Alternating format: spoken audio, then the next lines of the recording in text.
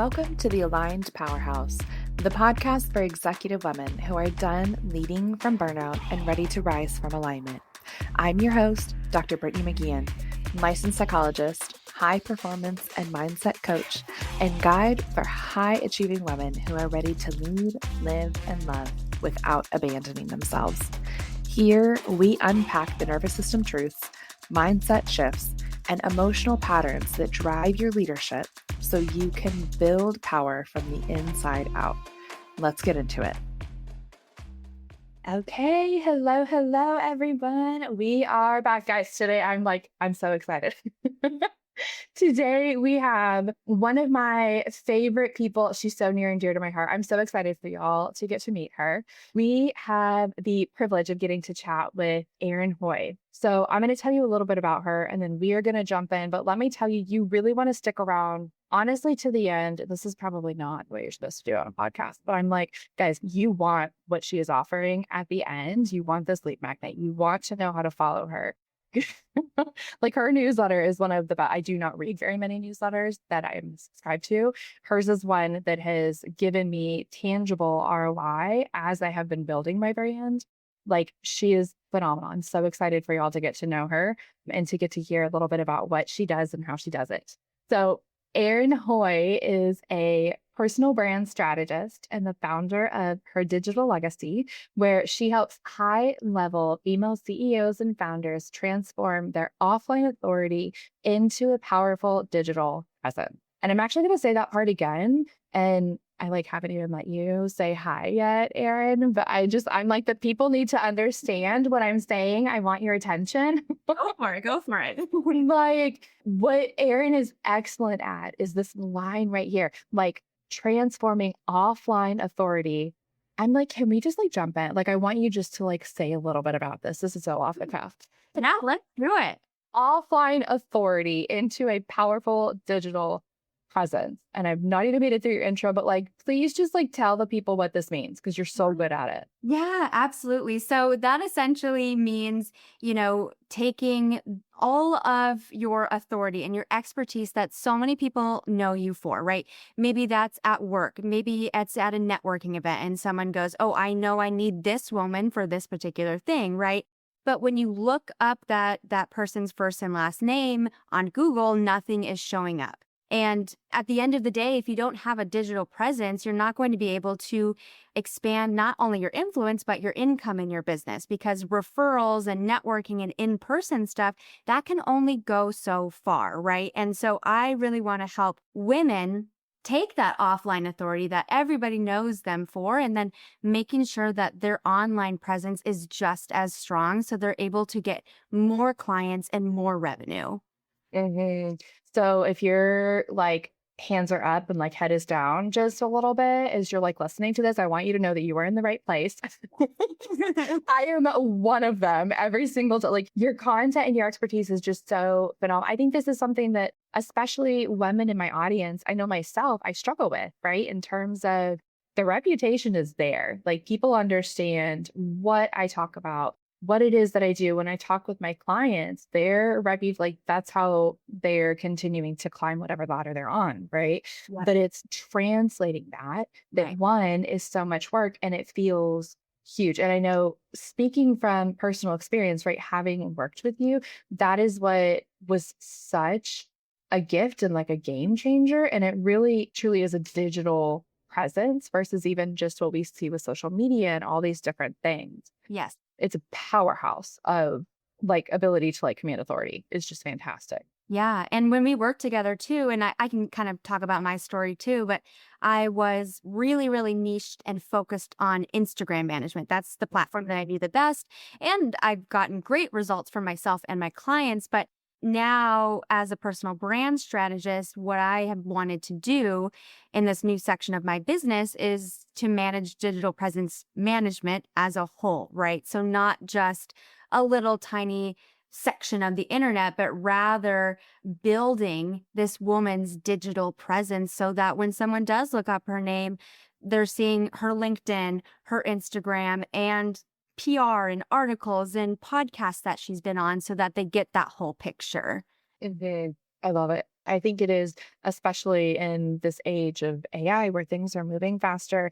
And not even just that, right? But I think in particular with the sandboxes that you're playing in, if you are someone who is identifying as a high performer and or is working with high performers, the sophistication of your audience and of your buyer is unreal. Yes. They are doing the research. Like they want to know what is the good, what is the and the wild thing now is like you can go and ask ChatGPT that question. You don't even have to Google, and like she's gonna pull everything up. Yes. Yes, absolutely. It's not just about asking your good friend or your peers at a networking group what they recommend, right? Because you can be recommended all day long, but eventually when that potential client looks you up and you are not at the caliber of what you say you are, they're going to go to the competitor that has the pristine website, that is active on social media, that has gotten the awards. It's simply just the digital economy that we're in now. Absolutely. Okay, so and you alluded to this a bit, but tell me more about like how did you get here, like as a human being, and then like your business, right? As you evolve. Tell me more. Tell me about Yeah, that. let's do it. So, I was a social and digital media coordinator right out of college at an engineering firm. And when I first got to the engineering firm, we had a generally good social media presence. But what we tended to focus on was like hard hats and on site stuff and renderings and just not super personalized things. And so when I got to the engineering firm, I knew I wanted to change that. So I got the engineers on camera. I got them even to do some fun TikToks and just really spotlighting the engineers. You know, when they would get an award, we would share that on LinkedIn. Not only would that make the engineers look great, but it would make the company look great as well. And because of our efforts, we were the only engineering company in the country to go viral on YouTube Shorts, Instagram, TikTok, and Facebook. And the reason I was able to do that was because we put faces at the center. And we won national and regional marketing awards because of it. And so it was during that time that I knew I wanted to focus on the people behind the brand. And like I alluded to earlier, you know, once I had quit my corporate job, because I knew I wanted to do this, I was just doing Instagram management for female entrepreneurs and female CEOs. I branded myself as an Instagram manager because that's just kind of what I knew at the time. But as my business evolved, I realized, no, I'm actually a personal brand strategist, right? Like, yes, I'm sharing posts on your Instagram, right? But, you know, Brittany, like what you were saying, I really got to know your story. I dug into your brain. You know, you would send me voice notes and then I would create the content from that, right? And so I was really getting to know you as a person. And that's what I strive to do with each of my clients so that we're taking your personality and putting that online. And so I knew that after I left my corporate job and I was doing Instagram management for a while, there was just that chunk missing. So much more goes on beyond Instagram, even though Instagram is my favorite platform. I knew that these leaders, they needed to be on LinkedIn because when you search your first and last name, LinkedIn is what's going to show up 99% of the time. So I knew I needed to add that. I knew I needed to add PR because, like what you were saying, sorry, I'm kind of jumping all over, but I'm with you. okay, perfect. What you were saying is, again, it's not just referrals. People are asking ChatGPT. And in order to be a thriving business owner in the AI age, you need to have PR because ChatGPT searches Google when you look up a specific person on ChatGPT, right? You're more likely to show up when you have that PR presence, when you won awards, when you have been featured in articles and magazines and things like that. And so I put all of these pieces together and created a business, now Her Digital Legacy, that fuses both social media and PR. I make sure that your personal brand is being built by the two strongest things that build a personal brand, and that is a strong social media presence as well as good PR. Mm. Okay, let's even like zoom in a little bit farther because I'm putting myself in my audience's shoes. And I hear this a ton from my clients, right? Like, I don't even know if women understand what a personal brand is. Yeah. Yeah. Can you speak to that a bit? Yeah, absolutely. So your personal brand essentially is your expertise collectively wrapped and presented to the world, right? A lot of people, when they ask me about their personal brand, they go, well, Erin, I have a personal Instagram. Like, I'll share my kids, my dog. That's not your personal brand. That is just your Instagram that is never going to be used for business, right? Your personal brand is, yes, your personality, but we're integrating your expertise so that you can make sales. It's how people see you and understand you the minute that they find you on social media or the minute that you walk into the room. And there's lots of different pieces that go into that. That is your social media presence and your PR, but even more than that, right? It's how you present yourself, the colors that you're wearing on a day-to-day basis, all of those little things give people an impression about you. And so the standard definition of a personal brand is it's your reputation. It's the reputation and how you present yourself to the world. Mhm. Okay, so now talk to me about, and I don't even know if we chatted through this one, but this just like showed up as I'm listening to you. What is it about this work that causes these incredibly like powerful I'm thinking of like my clientele, right? And I know that this is your clientele as well. What is it about these powerhouse women, like maybe it is their mindset, something that you've noticed, but that causes them initially to sort of pull away? Mm. And it could be projecting. Maybe they don't do that. Maybe that was just my experience when I started, but I was like, what? No, that makes sense. So typically what I see from high level women is they're so used to hiding behind their logo, right? That's Mm, where we feel safe. As women, we're conditioned, don't brag, don't talk about your money, right? And we're conditioned from that from when we were little girls, right? And so when we start a business, which arguably is the most vulnerable thing you could possibly do in your life, you don't want to be seen as this like greedy, power hungry person because we've been taught not to do that. And so when you take yourself out from behind the logo and start saying, no, I have this expertise, I am the expert in this, it's scary. It's very scary because you are opening up the doors for people to perceive you. You're opening up the doors to get people to think certain thoughts about you, right? And that can be really scary. But the powerful thing about a personal brand is it's not your personal Instagram. It's not you just kind of throwing crap at the wall and hoping it sticks. Your personal brand is very meticulously created so that you can build that reputation for yourself. But initially, it feels like you're just kind of putting it all out there and hoping that people have positive reactions to you, right? And so it's a very vulnerable process. And that's something I really like to understand and be very compassionate with about my clients, because for many of my clients, showing up on camera is completely new to them. And so I have to be very meticulous and understanding with what kind of content I'm needing them to get for me in order to post on their social media. Kind of going on a tangent here, but really it just feels vulnerable, especially since it is now you're the expert. You can't hide behind your company anymore. I feel like that concept, it extends even beyond women who are running their own business, right? Like I would also imagine this is applying to women who are in corporate, where that is possibly even more of a like Yes.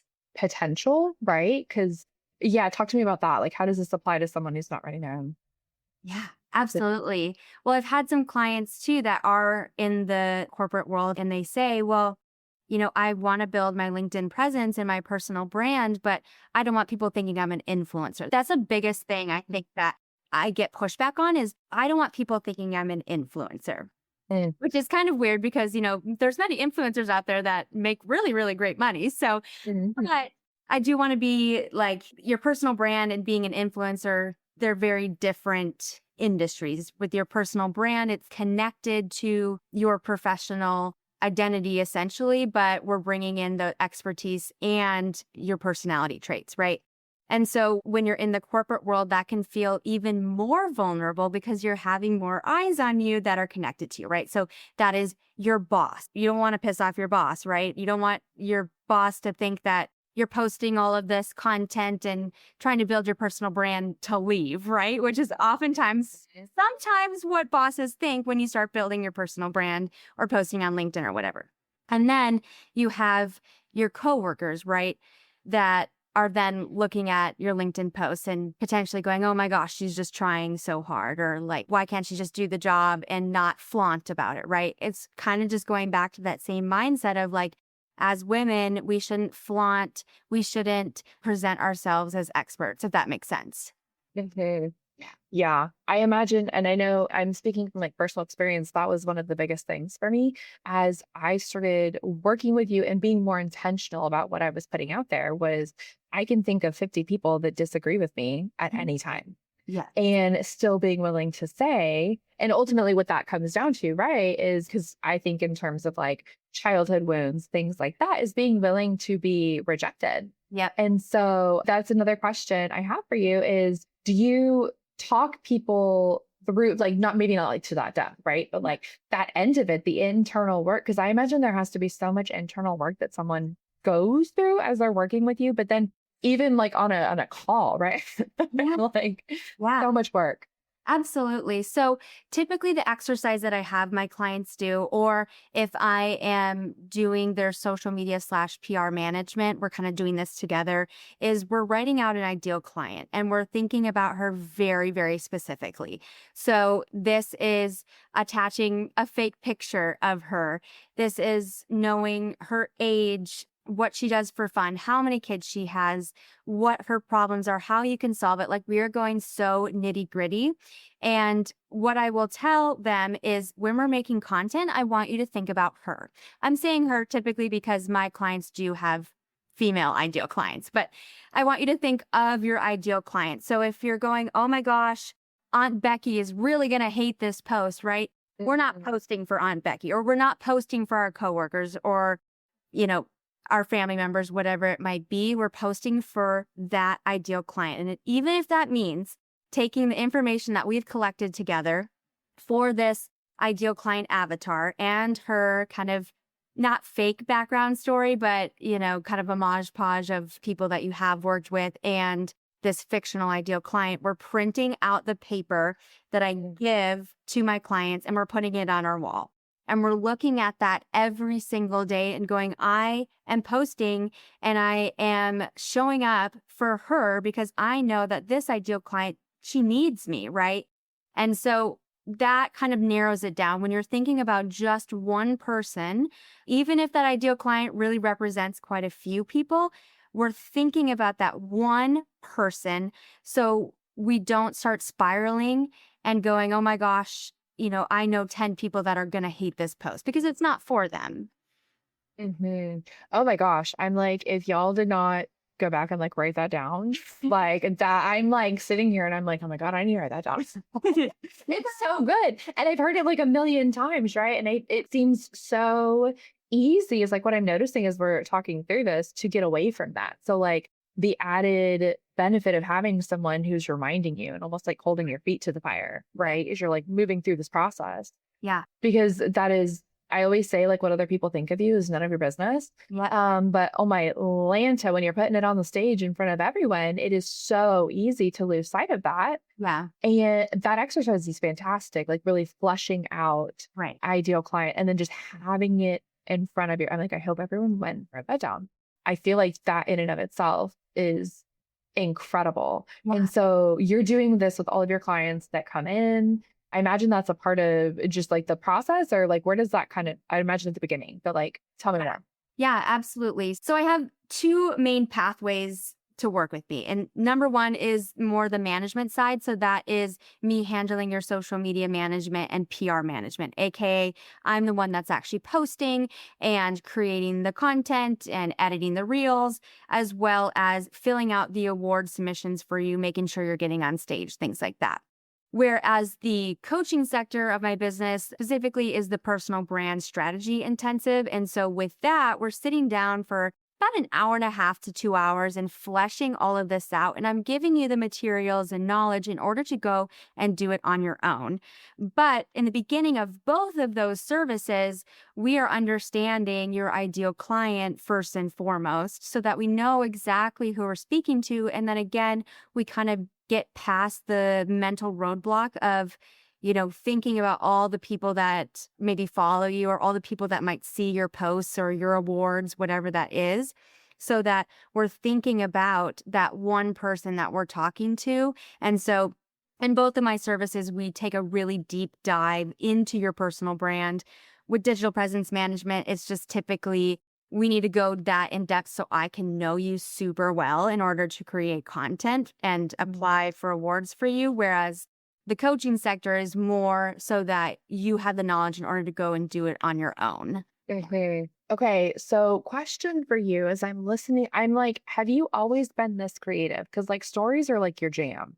And like being able to like bring them to life, that is such a creative quality and like a gift, right? To be able to see that. So this is like totally, I'm sorry, I'm like pulling you in a different direction, but I'm like, has this always been a gift for you? Yeah.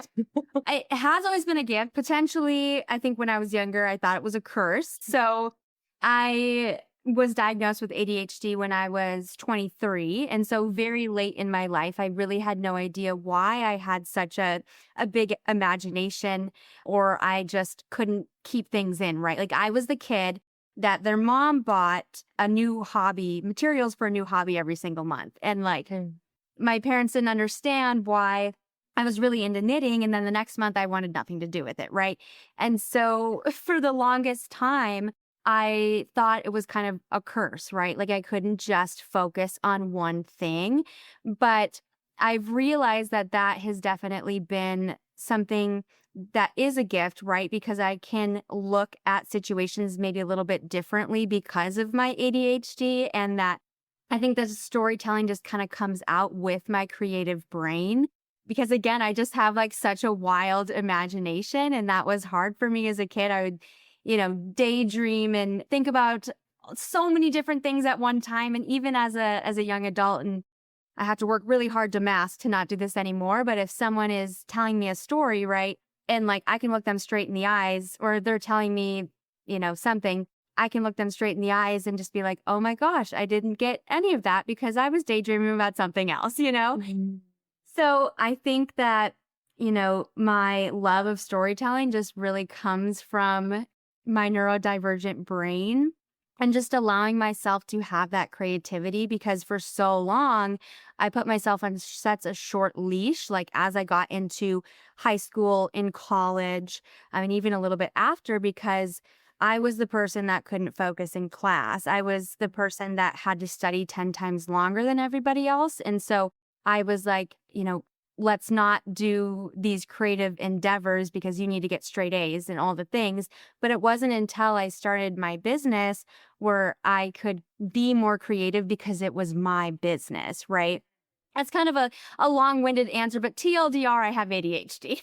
Yeah, no, I love it. You have no idea. I love it. And like as I'm listening, I'm thinking about the parallel process, right? And how beautifully that is playing out. So I talk a lot about your internal world and just the way that you are living your life is a direct reflection of your business. Yeah. And I 100% believe that that applies to the way, like the people that you are bringing into like your business's ecosystem. Yeah. Right. So I'm hearing just sort of this really beautiful parallel of like, as you allowed yourself to like expand, take up space, like capitalize on things that were already strengths and gifts, like you are beautifully able to then support your clients in doing the exact same thing. Yes. Yeah. And it took a lot of, I think, self reflection in order to get there, because I've been so scared of being seen as the person that's like just all over the place. So I've been very intentional about every service that I've added to my business and every slight pivot. I mean, when I pivoted away from being an Instagram manager to being more of a personal brand strategist, I thought my life was ending. Like I freaked out, but I just allowed myself to go, well, this isn't like this ADHD tendency of you wanting to try a bunch of different things. It's really just your creative brain ready to expand into something else. So it took like a really long time, I think, to accept that in adulthood. Oh my gosh. Okay. So another like different, Ah, both of us, I'm neurospicy as well. Right. Like the other thing I think about is as you start putting yourself out there, you are allowing yourself to expand. yes. And so something that I certainly, and you and I have talked about this, we have commiserate, I have commiserated to you, but just the experience of pivoting. And I think that happens as you allow yourself to get bigger. Talk to me about how you see that with like your clients and yeah, like what that looks like. I know it's so funny because my clients, they pivot all the time and I'm like, yeah, like this is great. Let's do it. This is going to be great. And then when it came down to me pivoting, I was like, you're so stupid. Why would you do this? You can't stick with it. Right. And just having all those internal stories. But pivoting is a natural part of owning a business. Like I said, owning a business is so vulnerable because you have to take the ideas that your business was going to be and be able to pivot and be able to accept I tried this one thing and it didn't work and it was kind of embarrassing maybe and it's time to move on, right? Mhm. And that is just really vulnerable and tough. And so pivoting though going back is very normal and it actually shows your audience and yourself that you are a great business owner because if you are looking around and going, hey, what I'm doing is not working, maybe it's not serving my ideal clients, maybe it's not serving me, and you're going, I'm going to change that, that is so heroic and so amazing and a good testament that you are a strong business owner that is going to be able to take the pivots when necessary. But it's hard. Mhm. Oh my gosh, I love it. I love it. I always am telling my clients, like, you are excellent at reading data. You know how to pivot. I talk about it in the context of relationships, right? In marriage, because people are like, oh my gosh, what if I say this thing and it's horrible? I'm like, well, then you got more data. And like, cool. What we know about you is you are excellent at like reading some numbers and doing something with it. Like, cool. Oh my gosh, It's good data. that reminds me so I wanted to do this new service in my business. It's called the Accelerator. By the time that this podcast comes out, I think it'll be over, but I'm probably going to do it again. But it's kind of like a digital course, but more interactive. But anyways, I was like, should I do it? Should I not? I just don't know. And I was like, let's just send it and do it because no matter what, I'm going to learn something from it. And maybe I don't get any signups, which is not true because I already have 3 ladies. But, Yeah. maybe I don't get any signups, but at least I'm going to learn from that situation and go, okay, that's not what my ideal clients need. Or on the opposite side of the spectrum, like, oh my gosh, I got so many ladies that were interested. This is something I need to put into my business permanently. Right. Mm. And so being able to test things out without beating yourself up, or at least I beat myself up if I'm adding different services because I don't want people to think that I'm like all over the place, right? And I want to be very intentional, but sometimes like to put it really nonchalant, you have to throw shit at the wall and see what sticks. Yeah. Yeah. Yes. Oh my gosh, bet a dollar. In like business, life, and like parenting. I literally was just telling my kid as she was trying to climb up some like hill, and it was really, I was like, do it. I don't know, like you could fall on your face, but like, we'll find out. It's only one way to find out. Yes, yes. Oh my gosh, I love it. Okay, so now tell me, what is one brand shift you have seen that instantly unlocks more confidence and authenticity for a client? Because I'm imagining listening to this as someone who has not stepped into this world Yeah. and who is intimidated by the idea of investing in themselves. Because really, that's what you're doing. Yes. It is your business, it is ROI 100%. But ultimately, this is saying that I'm worthy of being seen Yes. if we're really getting down to it. Yes. And my message is worthy of being in other people's faces. So, what is one brand shift that just really brings online more confidence and more authenticity? Because you are so good at this. You're so sweet. Well, that is really understanding your story. I think oftentimes, especially if we're just about to go into the online space, or maybe we've been trying, but we're not seeing results, is to get into the nitty gritty of your story. Even if you're going back to childhood, like that is what your audience wants to see. And the biggest thing I have to say is to put down ChatGPT at least for a little bit. And I love ChatGPT, okay? I love AI. I use it every single day, right?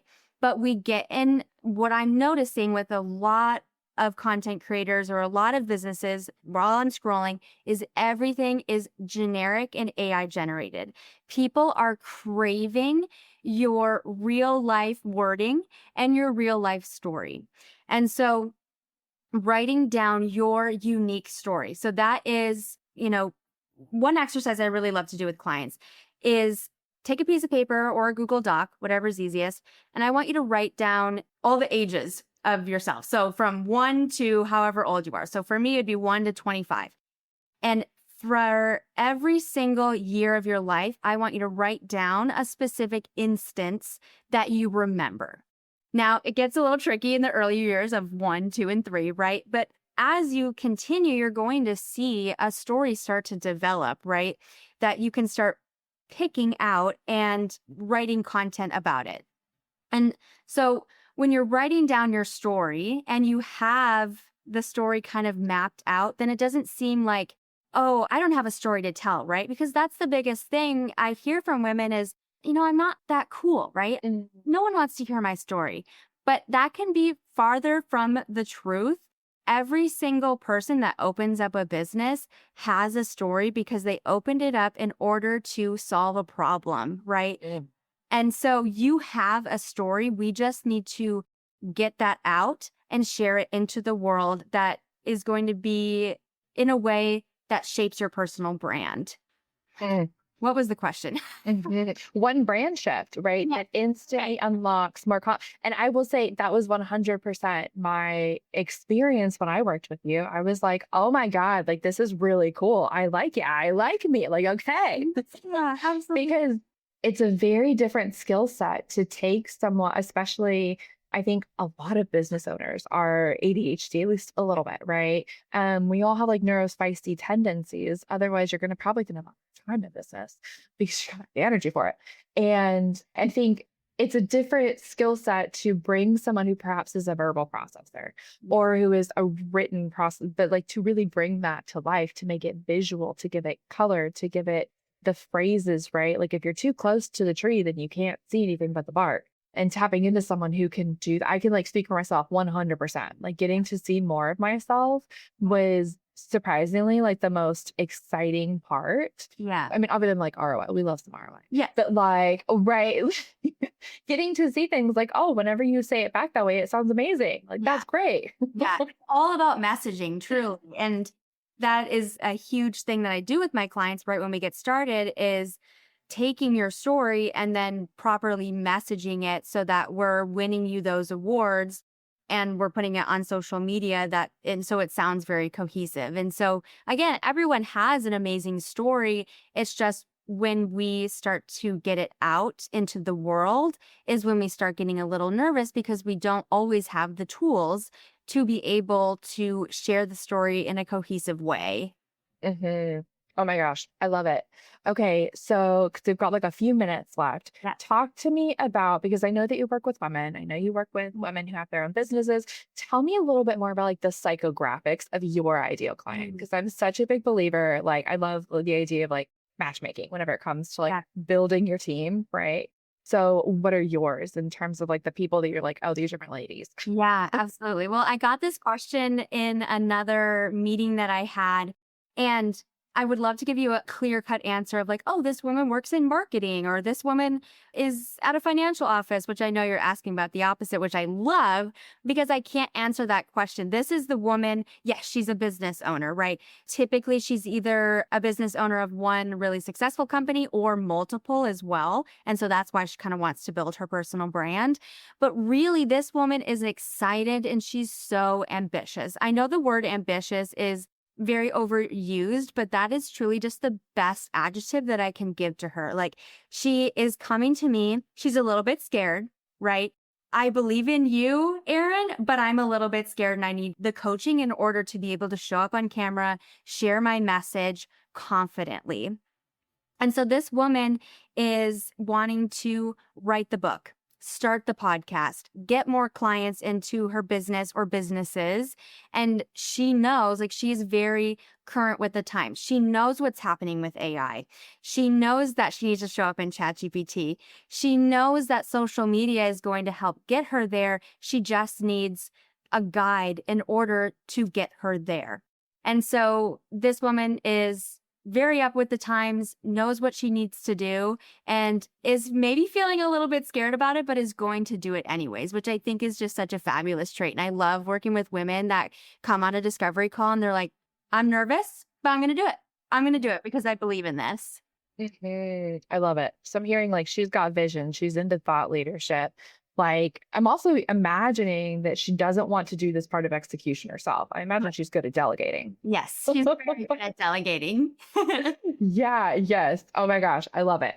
Okay, so I know that you said it at the beginning, but tell me again, like if someone is wanting to connect with you, if they're wanting to work with you, they're like, okay, cool. What does your client journey look like? What is that? Yeah, tell me Yeah, more. absolutely. Well, we'll specifically go into the management portion because I know that a lot of the ladies listening are ready to take it off of their plate. And White glove, yes. yes, it's truly a white glove experience. And so we have a discovery call. We make sure that we're both a good fit. The biggest thing for me is I'm never going to accept a client that I don't think would be a good fit. I don't see this someone on the other side of a Zoom screen as a dollar sign. I see them as a human being. And if I don't think that it's going to work, I won't accept them as a client. So I'm very, very meticulous in making sure that I'm going to get you the results that you deserve. And so once we're in the discovery call, we go, okay, heck yes, let's do this. And the first couple of weeks of working together is kind of the admin portion, right? So that is filling out questionnaires for myself so that I can really take all of your story and all of your brilliance and making sure that we're having a fabulous marketing plan for that, as well as about an hour to 2 hour meeting with me where we hash all of this out. I present you all the information and I go, okay, based on what you told me in this questionnaire, here's your ideal client, here's your content pillars, here's the awards that I think would be perfect to apply you to, or I know of a conference coming up in Dallas or Frisco or San Antonio that I'm going to apply you for. And then how we're going to position you as the expert on social media so that you're getting these opportunities. So that's like the first 2 weeks. And then we hit the ground running. Once you sign up with me, like I don't like to wait. I want to make sure you're getting the ROI as fast as possible. And so we're posting for you 2 weeks after, as well as applying to awards, PR opportunities, things like that. And something that I have found super helpful with my clients, especially since a lot of them do have ADHD, is instead of just making an entire content plan, this is specifically on the social media portion, instead of just giving you a whole month of content and going, okay, Brittany, here, look it over. I create a general outline for the month and then I send over the content week by week.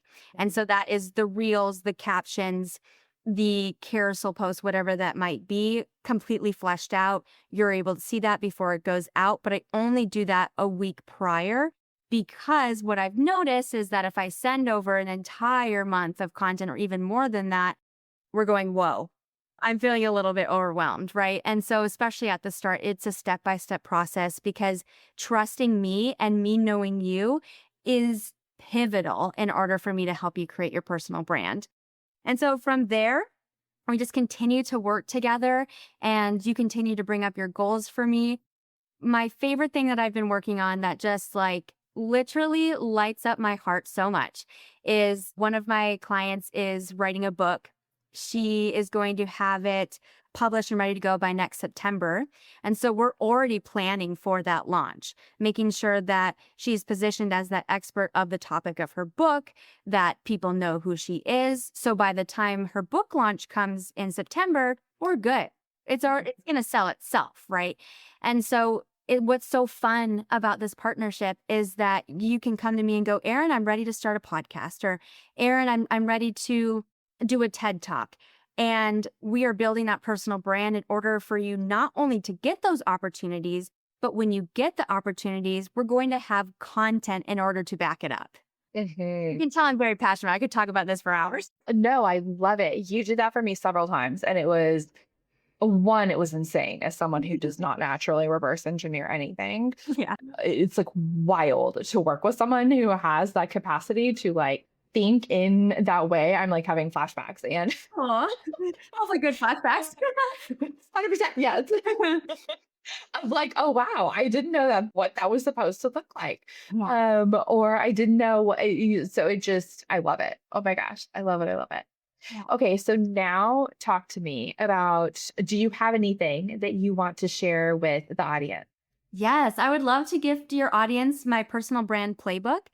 And so that is your playbook to building your personal brand and building your digital authority. So I go through the 3 pillars of your personal brand, which is messaging, appearance, and consistency, diving into each of those pillars, how to audit and update your social media, how to get specific parts of your wardrobe and building a personal brand around that, having a signature color, things like that, in order to build a personal brand that people know, like, and trust and want to purchase from. So highly recommend downloading it. It's totally free for you guys, and it's a wonderful resource.